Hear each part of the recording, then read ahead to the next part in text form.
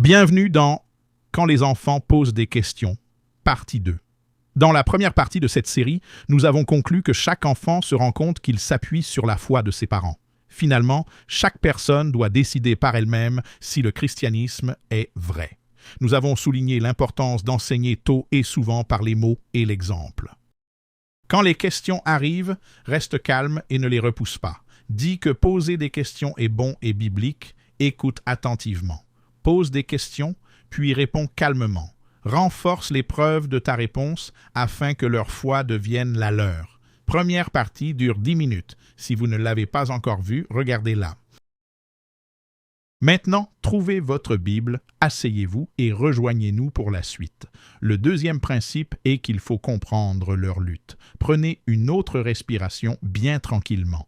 Essayez de vous souvenir d'un moment où vous demandiez si Dieu était là. Peut-être avez-vous lutté sur pourquoi un Dieu parfait permet le mal dans le monde. Ou peut-être étiez-vous intrigué par les croyances d'une autre religion. Ou avez-vous été persuadé d'examiner les arguments contre la doctrine qu'on vous enseignait enfant.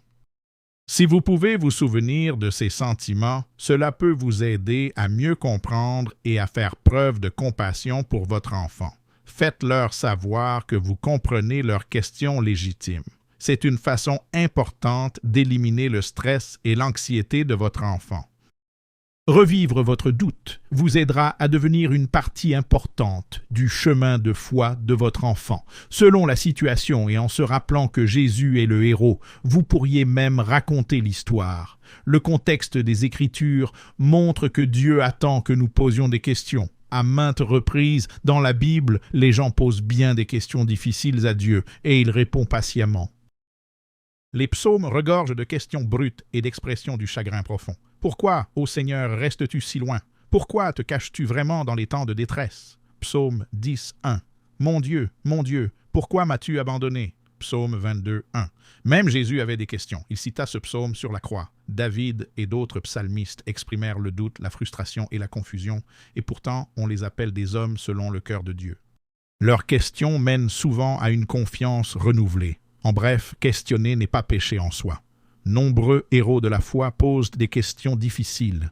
La Bible nous invite à partager nos luttes avec un Dieu grand pour les aider et fidèle pour répondre. Un père du Nouveau Testament pria Jésus d'expulser un démon du Fils et dit « Je le crois ».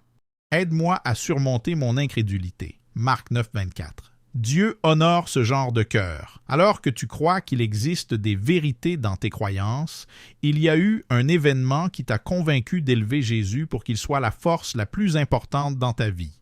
Permets à tes enfants de voir cette vulnérabilité au cours de ton parcours de foi. Ne les pousse pas. Conduis-les au pied de la croix en allant toi-même là-bas. Troisièmement, vous devez aider votre enfant à trouver des ressources.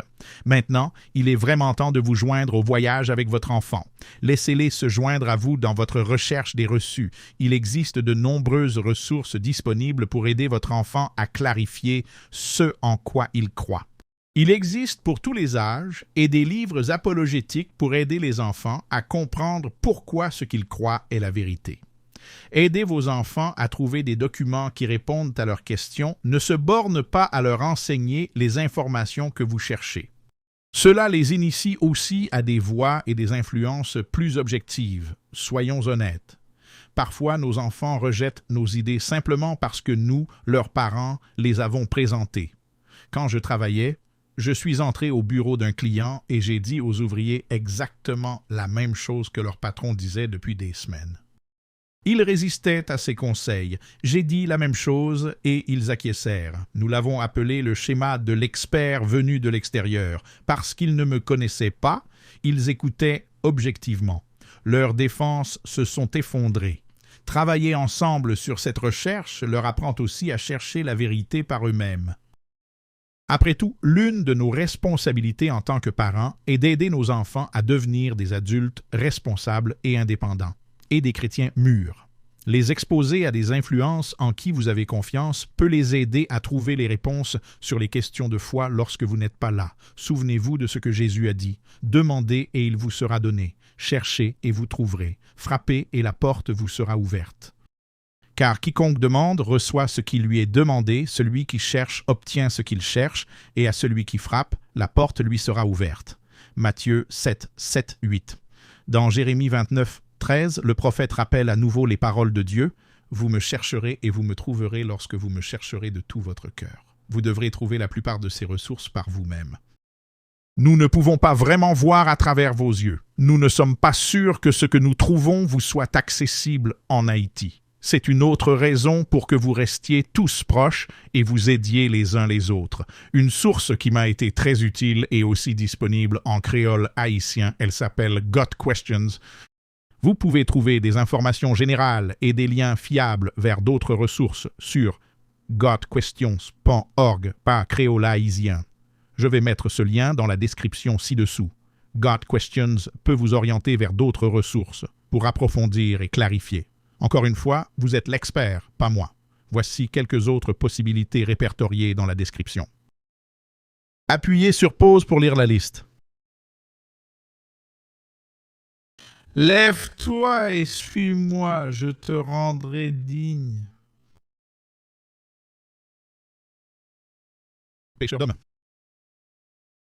Serez-vous d'accord avec chaque point énoncé par ces ressources? Non, nous ne sommes pas du tout d'accord sur chaque point de doctrine. Comme d'habitude, vous devrez faire preuve de discernement. Ce processus, comme le reste de la marche chrétienne, doit être baigné de prière. Je pense que c'est un bon endroit pour finir la seconde partie.